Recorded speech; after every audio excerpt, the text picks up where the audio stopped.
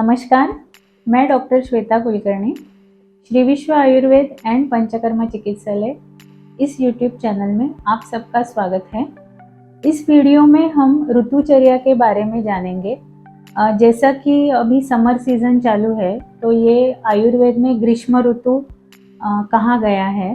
तो इस ऋतु में हमें क्या क्या चीज़ें करनी चाहिए, क्या नहीं करनी चाहिए, इस बारे में मैं आपको जानकारी दूंगी।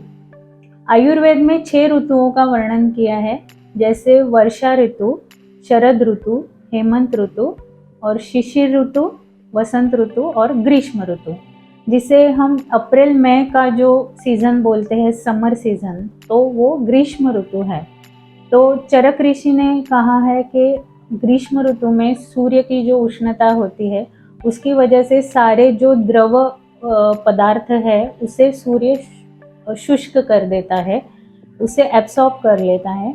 जैसे बाहर के द्रव को वो एब्सॉर्ब करता है, वैसे हमारे शरीर में भी जो जलीय अंश है उसको सूर्य की उष्णता से वो जलीय अंश भी कम होता जाता है। सूर्य की उष्णता की वजह से हमारे शरीर की जो ताकत है, बल है, वो भी बहुत कम हो जाता है। तो अपने बल को ध्यान में रख के इस ऋतु में हमें आहार और विहार रखना बहुत ज़रूरी होता है। तो अभी हम देखेंगे कि इस ऋतु में हमें क्या आहार सेवन करना चाहिए। तो जैसे कि हमने देखा है कि वसंत ऋतु में शरीर में कफ की मात्रा बढ़ती है, तो ग्रीष्म ऋतु में उष्णता की वजह से, गर्मी की वजह से शरीर का कफ धीरे धीरे कम होता जाता है और वात बढ़ता जाता है, और जो हमारी डाइजेस्टिव सिस्टम है, पचन क्रिया है, वो भी काफ़ी कम हो जाती है। इसलिए इस ऋतु में स्वाभाविक रीत्या ही हमें भूख थोड़ी कम लगती है। तो इस ऋतु में हमें ऐसे ही पदार्थों का सेवन करना चाहिए जो हमें पचने में आसानी हो। तो आयुर्वेद में पहला जो धान्य कहा गया है वो शाली चावल कहा गया है।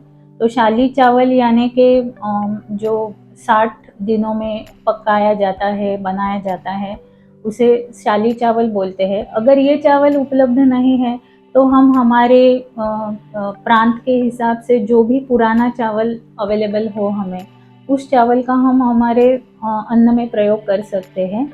और एक ध्यान रखें कि उसको पकाते वक्त कुकर में ना लगा के उसे बर्तन में अगर हम पकाएंगे तो वो और हमें बेनिफिशियल होगा। दूसरा जो धान्य है वो महाराष्ट्र में काफ़ी हमें देखने को मिलता है, जो ज्वारी है, जो काफ़ी शीत बोला है उसे, मतलब जो उष्णता शरीर की कम करती है और पचने में भी हल्की है, तो हम ज्वारी का भी उपयोग कर सकते हैं। तीसरा धान्य नाचनी है। नाचनी हमारे यहाँ काफ़ी आसानी से उपलब्ध होती है महाराष्ट्र में, तो हम इस नाचनी का भी उपयोग कर सकते हैं। और एक सातू जो बोलते हैं, सत्तू, तो ये सत्तू बहुत ही ताकत देने वाला होता है। सत्तू हम अलग अलग तरह से यूज़ कर सकते हैं। इसे हम पानी में मिश्रित करके ले सकते हैं, दूध और थोड़ी सी चीनी डाल के इसे हम मीठे स्वरूप में भी इसका उपयोग कर सकते हैं। और सत्तू से हमारे शरीर को बहुत ही ताकत प्रदान होती है। तो ये सब जो धान्य हैं, इनका हम हमारे आहार में ज़्यादा से ज़्यादा प्रयोग करें तो हमें उन्हें पचाने में भी बहुत आसानी होती है। और ये जो धान्य हैं ये हमारे शरीर को बल भी देते हैं। जैसे आयुर्वेद में जो चरक ऋषि है, वाग्भट ऋषि है, उन्होंने बोला है कि इस ऋतु में मधुर रस का ज़्यादा सेवन करें। तो जैसे हमने देखा कि इस ऋतु में कफ का क्षय होता है और वात बढ़ता है, तो इस वात का शमन करने के लिए मधुर और स्निग्ध ऐसे पदार्थ खाने के लिए कहा है। तो अगर आपके आहार में आप मीठे का समावेश करें तो इस ऋतु में आपको वो फ़ायदा देगा। पर पचने में हल्की ऐसी मीठी चीज़ें ही हमें खानी है। बहुत हेवी डीप फ्राइड, बहुत ज़्यादा तली हुई, जिसमें बहुत ज़्यादा घी की मात्रा हो, तो ऐसी चीज़ें हम अवॉइड करें। और जिसमें थोड़ा घी है, थोड़ा भून के किया हुआ पदार्थ है, तो इसका हम हमारे आहार में कम मात्रा में प्रयोग कर सकते हैं। अभी जैसे हमने आहार के बारे में देखा, तो अब हम देखेंगे कि समर ड्रिंक्स कौन कौन सी है जो हमारे हेल्थ के लिए भी अच्छी है। तो इस ऋतु में स्वाभाविक रीत्या ही, जैसे मैंने कहा कि शरीर का जो जलीय अंश है वो कम हो जाता है और बार बार पसीना आता है। सूर्य की उष्णता हमारे शरीर के जलीय अंश को शुष्क कर देती है, तो बार बार कुछ पीने की इच्छा होती है। और ज़्यादातर लोग फिर बाहर के जो कोल्ड ड्रिंक्स है वो लेना प्रेफर करते हैं, पर वो ना करें, वो हमारी हेल्थ के लिए अच्छा नहीं है। तो जो हेल्थ के लिए अच्छी ड्रिंक्स है वो मैं अभी आपको बताना चाहूँगी। तो उसमें से पहला है आंवले का शरबत। जो आंवला जो है वो शीतवीर्य कहा गया है, जो शरीर में ठंडक भी लाता है और शरीर को ताकत भी देता है, जिसे हम रसायन बोलते हैं। तो आंवले का शरबत इसमें हमें बहुत बेनिफिशियल होता है। दूसरा है खस का शरबत। तो खस जो है वो शरीर में शीतता लाता है, और जिनको कुछ ज़्यादा पर्स्पिरेशन हो, ज़्यादा पसीना आता हो, तो उनके लिए खस का शरबत बहुत फ़ायदेमंद होता है। तीसरा है कोकम का शरबत। कोकम हमें बहुत आसानी से मिलता है महाराष्ट्र, कोकण, इन रीजन में। और कोकम भी शीतवीर्य बोला है, और शरीर को और मन को प्रसन्न करने वाली एक उसमें क्वालिटी रहती है।